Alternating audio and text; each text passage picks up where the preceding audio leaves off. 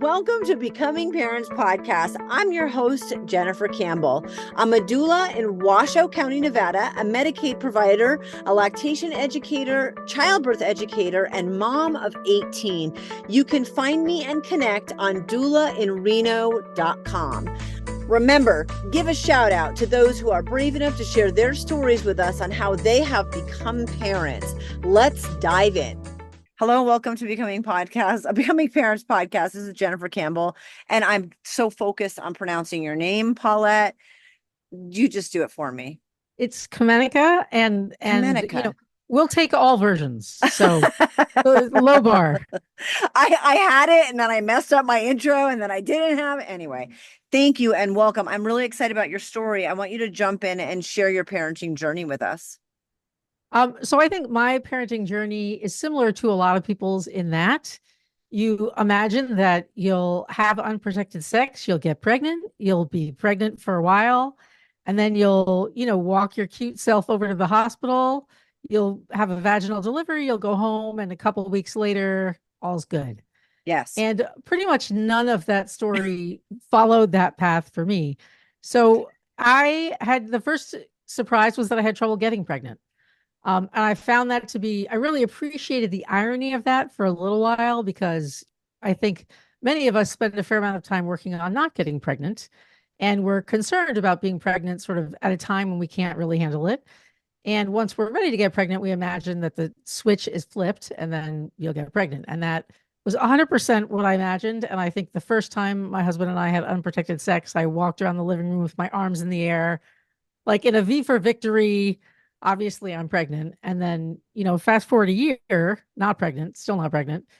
And I did what I think a lot of women do, which is you enter into the infertility gauntlet, which is, if you are unfamiliar with it, a series of tests of your machinery to see what is fucked up, essentially, for lack of a better word. And so they test ovaries, they test fallopian tubes, they test all that stuff. And I got check marks by all my things, and my husband's stuff was checked. Also, he checked off. And so then you get dumped into this giant pool of unexplained infertility. And that's where it gets really, it's the medical approach to that feels more like art than science. And this was all happening in like the early 2000s. So probably now it is a little bit more specific and focused. But once we were dumped into that pool of the giant group of people for whom they cannot get pregnant naturally and no one knows why, they said, okay, well, we'll try an IUI, which is an intrauterine insemination. And so I'm imagining, with my vast experience in the medical world, which was essentially nothing at that point, that I would go in and they would take my husband's sperm sample in like a turkey baster. Yes. And that's how I would be impregnated. And that's not exactly how it works. And we did it once, and the first time I got pregnant. And that's shocking. I can't even tell you the mountain of pregnancy tests that had built up in our bathroom, from testing every 5 minutes about, well, maybe I'm pregnant now. And always being negative to getting a positive test was just phenomenal. Now, that pregnancy did not go anywhere. That fizzled out after like 2 or 3 weeks. But still, it felt like a huge thing to have been pregnant ever. And then we did it a couple more times. And I think maybe the third time we actually got pregnant. And that tends, in my experience, not to be the case for a lot of people, because you don't really even know what problem you have. So you don't know whether using an IUI will solve that problem. But for us, it did solve the problem. And it will become clear why a little later in the story. So get pregnant, so excited to be pregnant, enjoying like, being super sick, being so tired. I was a grad student at the time in an economics program. And I remember waking up in the computer room. So it's like filled with people. And I would wake up and have the imprint of the keyboard on my face because I had just essentially collapsed at my computer. Pretty much I'm the only one doing that. So it was odd. It sounds odd, and it was odd, but I appreciated that as like signs that I'm still pregnant, right? We're still going in the right direction. I'd had the miscarriage, so I know it doesn't always work out, but we're doing fine. And then somewhere around like 24 weeks. I'm at my desk, typing away, and I feel like a weird twingy thing, which I realize for anyone who's been through pregnancy is like 9 months of weird twingy things, right? So it's very hard to decipher, like, is this a twingy thing that requires attention, or is this a twingy thing that we just walk past? I have no idea. Like most of us, we have no idea. But it's a Friday. And so I'm imagining like, oh, this is going to be like a stressful weekend if I don't go get checked out, because if something happens tomorrow, I'm on my own. So I go to the OB's office, and they're going through the checklist of all the stuff. And now I'm feeling silly that I've, used up their time, and I'm obviously totally fine. And when it was one of those fine twingy things, and they say, oh, the heart rate's a little bit low, fetal heart rate's a little bit low, but maybe you're dehydrated, go home and drink water and come back on Monday and we'll check again. So always the dutiful student. I go home, I drink like gallons of water while horizontal to try to fix it, in quotes. And I go back on Monday, and now my OB is there. And this is the OB who essentially got us pregnant. So I'm imagining like, oh, she'll have a sense of ownership over this. And she says, oh, the heart rate's still pretty low. I'm going to send you to a specialist. And I'm sort of thinking like, I think I stopped listening once she said the heart rate was still low, because I was like, wait, what? I did the water thing and I lay down and like, so it should be fine, right? I did what you told me to do. And like specialist, who said anything about specialists? That's kind of scary. And nonetheless, like she signs us up with a specialist, and I have to go see a fetal cardiologist, which, oops, I didn't realize that was a thing that existed. And so I go to the children's hospital to see a fetal cardiologist. I don't look super pregnant at 24 weeks with the first one, Right. because I tend to wear baggy clothes and like it's not super obvious. And that's sort of where it all goes downhill. So apparently, at this point in your pregnancy, the fetal heart rate should be like 150 beats per minute. And I think on Friday, maybe it was 140. And on Monday, when I went back, it was 120. And now I'm at the fetal cardiologist like a day or two later, and now it's 90. Oh, So wow. we're watching this slide, and we don't know what it is. And I'm in this PhD program, and so my mind is on like, oh, we're disagreeing about something. Let's see if I can't convince you. And so I'm imagining I'm going to like argue my way out of this. And I've told my husband not to come, because if he comes, that will make it real. That will make it like something we should worry about. I'm imagining I'm just checking off boxes. My father is a doctor. He's a hematologist, and I call him with all the details, and he says, who knows what's going on? Like, let's wait and see. Maybe they're just being cautious. And I am now holding on to that idea for dear life. So I don't bring my husband with me.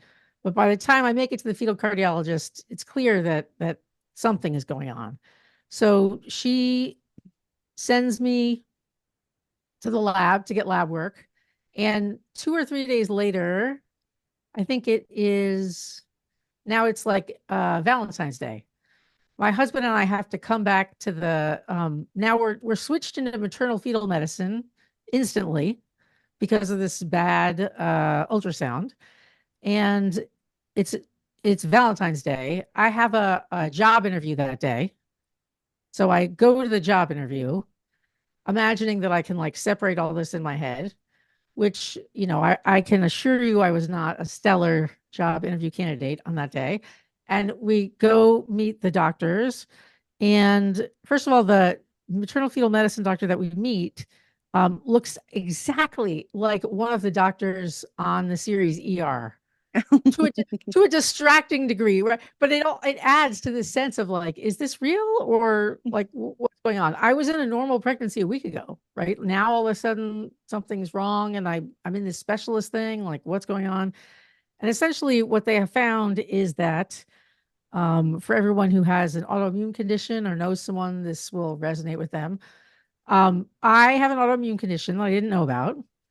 And essentially, my autoimmune condition has crossed the placenta and is attacking the baby's heart. And so Oh, that's why the fetal heart rate has dropped.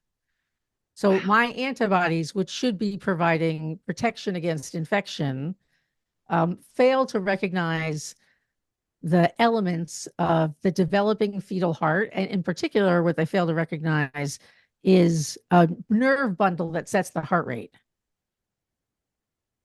I have a couple things I want to ask about.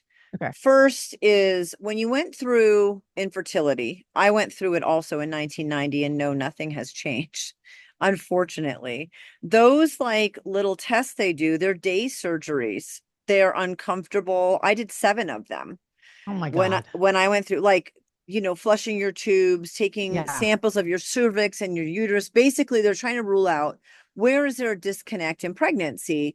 And Yep. I got all the same check boxes that you did. But like, let's not minimize that is emotionally and physically pretty stressful and difficult. And it's unexpected. Like you said, you think you're going to get pregnant. And then when they're like, well, there's an issue, it's been over a year, no pregnancies, no miscarriages, we need to start doing these tests. It was not a lot of fun to go through. And then they wanted to send me straight to IVF where you did IUI, which Yep. is fascinating. I mean, it's just unique that we have similar and different, all of us, similar and different experiences. And I waved the white flag. I was like, if I don't get pregnant on my own, I'm done. I don't want to do this anymore. But I was maxed on Clomid and Provera, and it's like you feel like a train wreck. I felt like somebody possessed my body. It was a lot. So I definitely don't want to minimize your experience with that. I'm so grateful that you talked about that first pregnancy being like a success in the sense that, well, you got a positive test, because these things, again, high rate of miscarriage. I knew I had a high rate of miscarriage, all of those things, but going through it is still takes a toll. It's still hard. It's not what you want. Um, did you ever find out if the autoimmune that you have could have caused an issue in getting pregnant? So it does, in fact, it Okay, does. so So there we go. my autoimmune problem is called Sjogren's syndrome, and in general, it doesn't. You don't usually get it until you're in your 45 or 50. It's around menopause, but I Okay, got it when I was 25. lucky So you. Wow. Sjogren's and pregnancy do not play well together. And one thing that Sjogren's does is it sort of eliminates your ability to provide moisture in different areas. So for example, my mouth is always super dry. My eyes are dry. But also, I think like the sperm basically had to walk to the egg because that part of my body was too dry. And so an IUI totally solves that, right? Because you're bypassing, they Oh, used a yes. catheter, not a turkey baster, but you are fundamentally bypassing that issue. It's So so fascinating. Okay. All right. Interesting. So, but you didn't know about that ahead of time. How did they find out that you had the autoimmune? What was the testing for that when you were pregnant? Why did they think that that might have been it? Was that automatically like flagged as a potential issue? Like, let's test for these things? Well, apparently at 25 weeks, to have a fetal heart rate that descends so quickly can only be a handful of things. Okay. It can be an infection, it can be an autoimmune problem, which is this Sjogren's thing. And you don't necessarily, you can have Sjogren's big sister, which is lupus. It's a Oh, certain combination of auto antibodies that you have that interfere with pregnancy. And okay. so they thought it was one of those possibilities, which I thought Okay. there's no way I have an autoimmune problem. Like I go to the doctor regularly. I would know. Someone would have told me. I would know. But Right. that's I knew nothing. I was a naive child and had no idea that it usually takes years to get an autoimmune diagnosis because those things are complicated. So But this happens, and now you know what's going on. And then what is the plan and the diagnosis moving forward? so we get the ER star as our maternal fetal medicine doctor, Yes. and he says, I mean, this is so fascinating. We haven't seen a case like this in 15 years. And I want to just shake his hand and thank him for his time and like go find someone who knows what the fuck they're talking. Like, what? That this is not imbuing me with confidence, Mr. I haven't seen one of these. Like, I'm thrilled to be fascinating. I'm going to take my fascinating self somewhere else. But it was a teaching hospital in Chicago. So it's not like I'm out in the boonies. Like, it's a pretty big and sophisticated hospital. And there essentially is no cure, and the mortality rate for the fetus is super high. It's like 50% do not survive because the heart rate, the doctor said to me, we don't understand why the fetal heart is beating at all. Like Oh, by the time I got the diagnosis, the fetal heart rate was 50. Excuse me, so lower than mine. So that's not, so does it cause problems for the fetus? We don't know. If the fetus is going to live or die, that's kind of up in the air. There aren't really very many treatments. It's like watch and wait. They do a lot of watching. Sometimes they give steroids. In 2002, there wasn't that many things we knew about it. And because I was in graduate school, I went to the medical library and did, extensive research through the medical library about what's been written about this. And there's almost nothing. It's literally like, we've seen this in a rat once and it didn't go well. oh my And there's one study that looks at 100 women over a 20-year period. So that's not a giant group of women, and you usually can't look at people over such a long period because medicine has changed and other things have changed, and so it's hard to compare all those people. And the woman who did that study was in New York City, and I contacted her, and she was very helpful in part because she said, I'm not your doctor. I can give it to you straight. Like, we have no idea. So that was actually really helpful because the plan was to, screen me all the time, and which they did, which was very, very stressful. I, kept threatening to take up heavy drinking or smoking, like in the waiting room, because it's so stressful to be on the table with the ultrasound to see like, oh, has the heart rate dropped? Because I can't feel it. Right. So, and they're like, if you feel like something's off, come to the hospital, which is, how do you say that to a pregnant person? Right. That's like that's Monday. everything's yeah. Yes. Right. Like that's every day. So that was very stressful. And at some point they put me on steroids. And I will say I'm super grateful for my care team. And obviously they had my best interests in mind, but they gave me the steroids. And then later on, when I looked up my medical records, it was marked as experimental treatment, which is not how they sold it to me. So, I think they were genuinely panicked, and you have to kind of take that into account, right? I've never seen a pregnancy that failed this late. I have no idea what's going on. But I also know that they have no idea what's going on because the person who's the expert in the US has said, we have no idea how this works. And so I got on the steroids and was super panicked about it.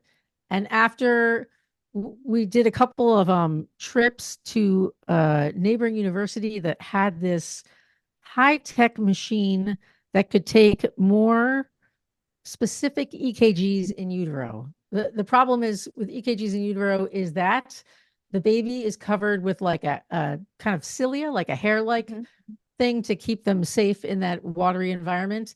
And that blocks your ability to do an EKG. But the special machine, which is used for like brain tumors, they're experimenting with pregnant women. And it's like an MRI. So there's no consequence. It's not like you're getting x-rays or something. But we went there and, nothing changed. So the heart rate never got better.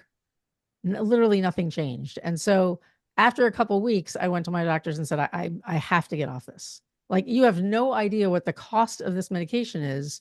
It's for my future daughter, if we have one.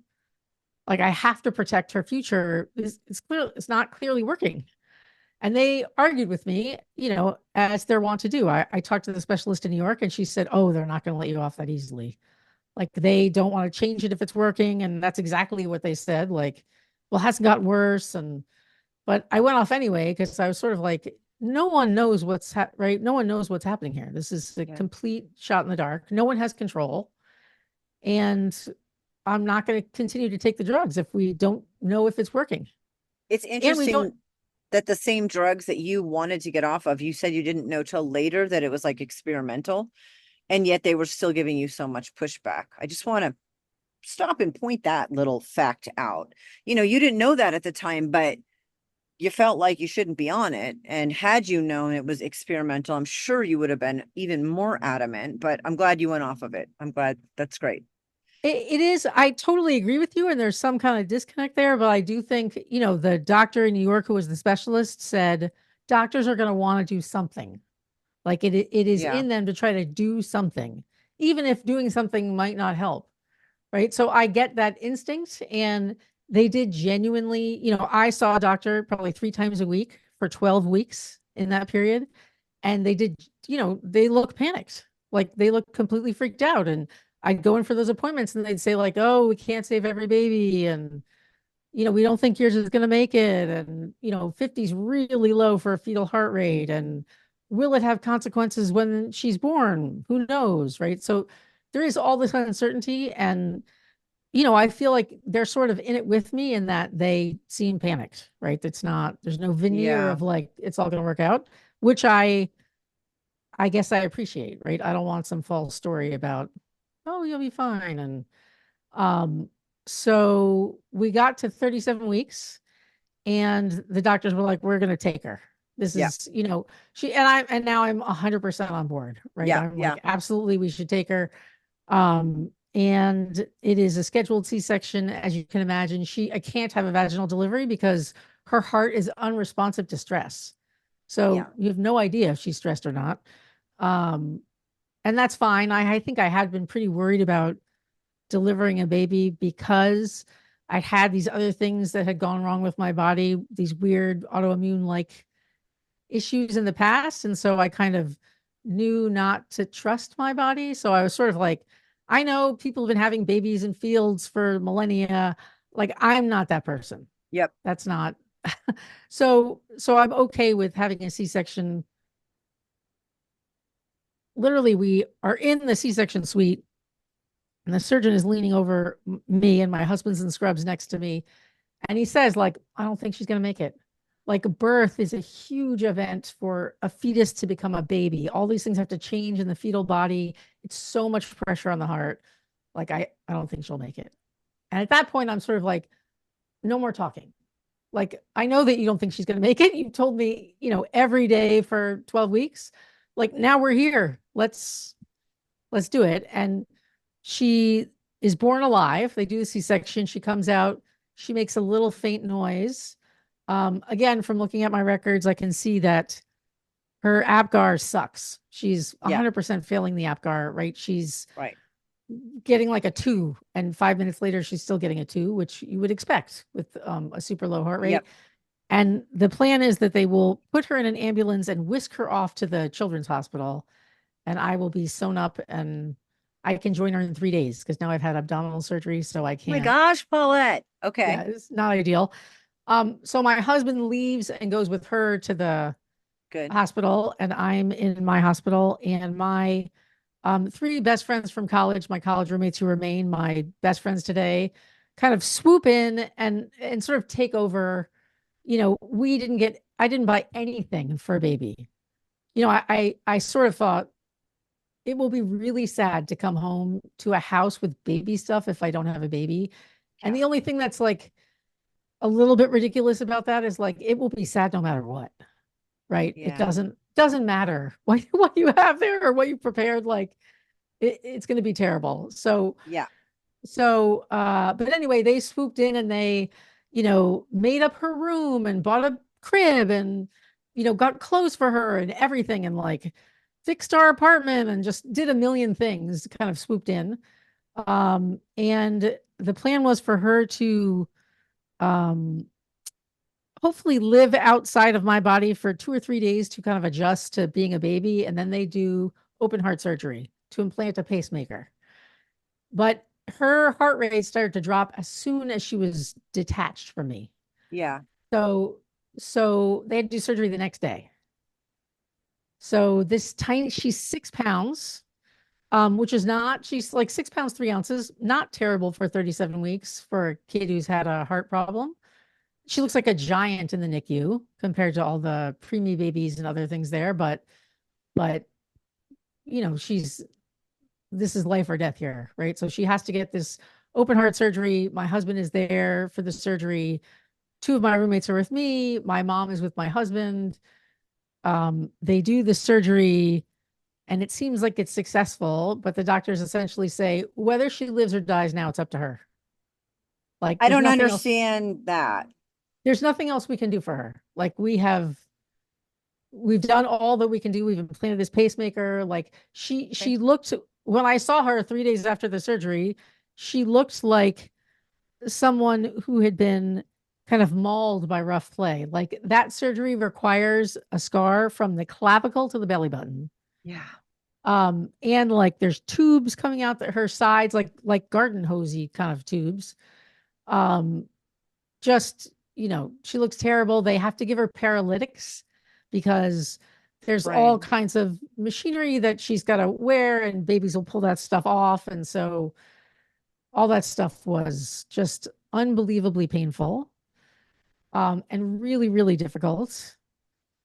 And she graduated from college this year as a physics major. Spoiler alert. Yes. I mean, Yes. I'm grateful for that. I had a daughter. My first daughter was a whole bunch of different things after infertility and born with a lung disease. So I was told she wouldn't live through her first 3 days. And I told her for the first time after she had died, which was exactly the situation you were in. You couldn't even see her that 3 days.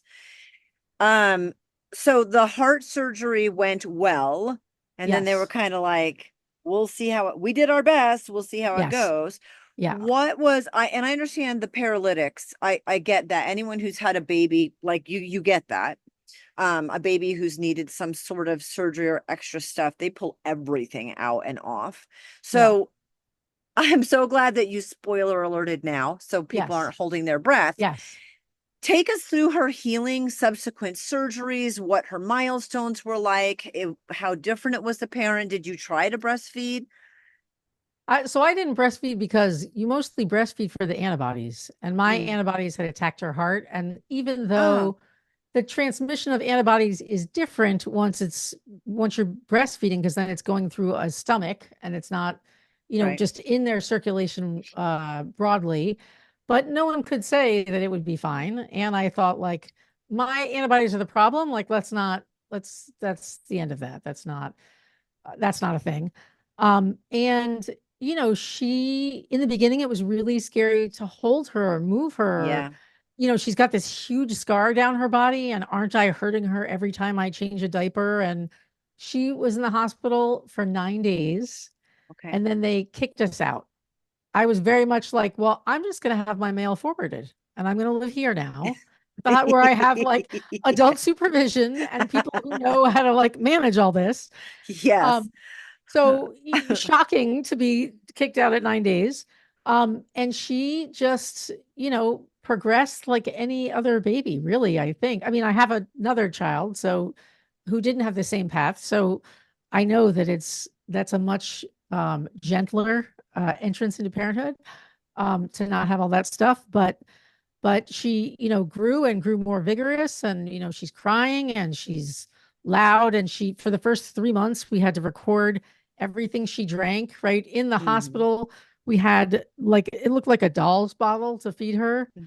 Mhm. And we went home with the doll bottles, and I was sort of like, do you really want to send me home with the until we're this doesn't seem, but that, the nurses in the NICU are just phenomenal people select into those Yeah. roles, and they're so competent and they're so caring and kind, Mhm. and they've seen it all. So if they're sending me home, it must be okay to, they obviously don't know that I'm wildly unqualified to I was going to say very take care of anything other, even a house plant has not right. thrived under my careful direction. But you trust that that's going to work out, and it 100% did. She developed normally. Awesome. She has had between then and now 6 surgeries Okay. to replace the pacemaker, and I think we have been phenomenally lucky with the pacemaker, although one of them malfunctioned and one of them was recalled. Oh, So extra, so it's not like it was perfect in every way, but it just didn't unfold the way I feared it might. Um, yeah. I mean, really, in in a situation like that, it was the best possible outcome. Totally, totally. Really. I mean, if one hadn't malfunctioned and one hadn't been recalled, maybe you could have whittled down the amount of surgeries, but like that's really the only complaint I guess you could even have. So she made it through. Were there any did the doctors want her to not do things as she was Yeah. growing up? Okay. Yeah. So her only constraint, her heart muscle itself is pretty good. And they were worried in the surgery, would we find more damage that we didn't see on ultrasound? And it looked pretty good. But uh for babies to get a pacemaker, often people think of a pacemaker implanted under the collarbone and it's run through a vein and it goes into the heart. That's for like developed people. So Right. for babies, that vein is too small to run the thread through. So they make a pouch in the abdomen under the skin and they slip the pacemaker in the pouch, and the wire is just free in her body and connected to the outside of her heart. So the fear is that if the wire breaks, nothing is telling her heart how fast to beat. So, Okay. uh, so early on, I mean, she didn't get that changed till she was 16. Wow. So while she's in that state, when she's young, she feels like an egg, right? She feels fragile Yes. to me. And like Hmm. my overriding goal is to give her as normal a life as I can give her. Yep. And so we let her do almost everything. She's not supposed to do contact sports, which we didn't do, much to her disappointment. Hmm. And we couldn't do amusement parks because anything with that metal seatbelt is a potential danger to the pacing wire. But like Okay. kids break those wires if they jump off the diving board and land in a weird way in the pool, right? And we went swimming all the time. She was on the swim team for a while. We jumped on the bed. We tried to do like many, many things in middle school.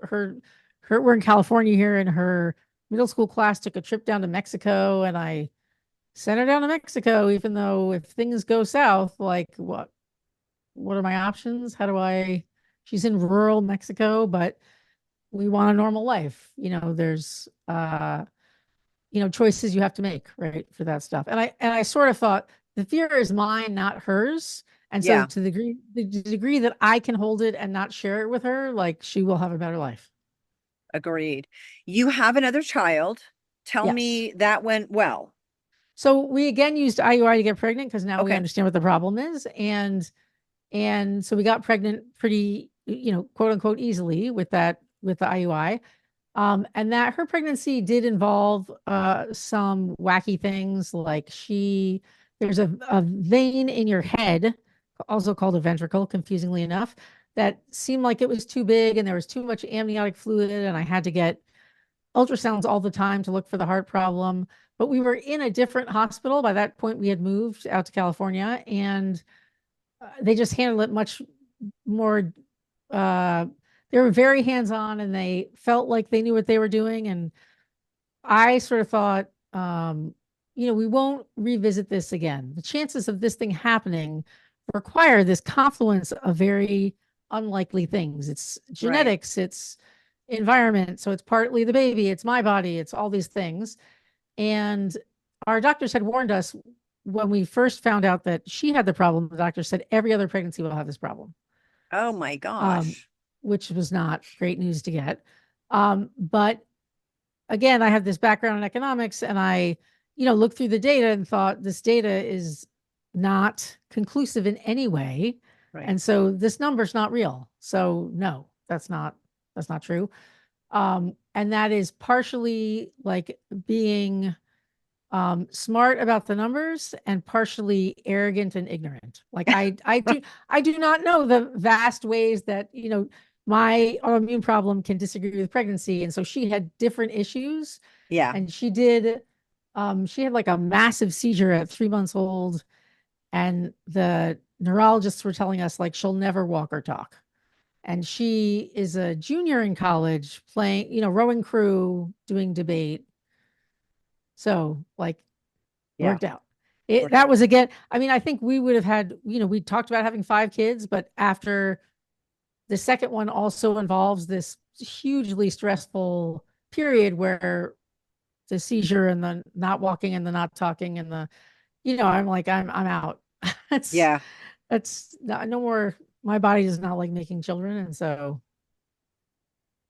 Tell me about how your career path changed. I love that you mentioned, you're in economics, right? yeah. And those analytics and learning and understanding and cross-referencing, your brain works well with those. And it's interesting you were in situations where they're like, we have all this evidence that's essentially inconclusive, and we're Yeah. going to tell you we're going to read it incorrectly anyway. That's just an interesting side note. But tell me how it changed all of that, because I feel like, well, I know at least with your podcast, it's changed a lot. So it has changed a lot. And part of that is this, this experience I've had with autoimmunity. So, um, if you have my autoimmune problem, it's a little bit like your probability of getting blood cancer is much higher. So it's a little Mm, bit like if we were all to buy lottery tickets, people with my autoimmune problem buy 10 times more than normal people. mhm. And so so after the kids were born, after the kids were born, I did economic consulting. I worked at a hedge fund for a little while. I did a bunch of different things using the economics degree. And then when the younger one was in kindergarten, where I was really set to kind of take off on my career, I developed lymphoma. Oh, And that's ta-da. And that is largely because of this autoimmune problem.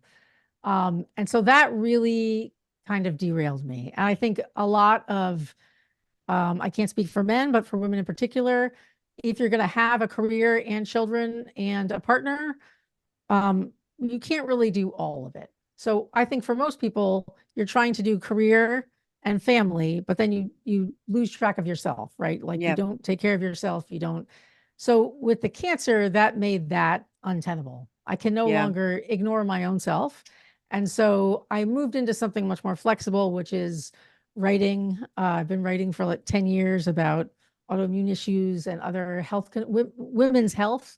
And that has led me to these two podcasts that I'm doing. And so I tried to keep those things going despite all the stuff with the kids, because the older one again has a bunch of health issues and 6 surgeries, and the younger one has other issues, and I have my own cancer, and there's it's a full schedule. Yeah, I guess. What advice would you give? I mean, I don't even, this has been a happy note because even amidst the struggles and the stress and the trauma, um, you're really positive about it. What happened with the lymphoma? Because you're talking to me here now. Yeah, no, I still have it. So Okay. mine is not curable, but it grows slowly. So, we attend to it when we have to, but I've had it now since I was 38. So I've had it for 12, 13 years, Yeah. and you just deal with it when things come up. So I think that is the future of cancer care, that people live long lives with the disease and manage it as they can, which is great news. I do feel 1,000% lucky. Clearly, with my genetic makeup and my choice of partner, like we should not have been able to have kids at all. So Yeah. we're phenomenally lucky to get to have kids and have that experience. And it has taught me a lot about, the limits of your own control, and, what you can do as a parent and what you can do for yourself, and to learn a lot more about autoimmunity and women's health and those areas that require much more attention than they currently get. Oh my gosh. Like we can't even tangent there.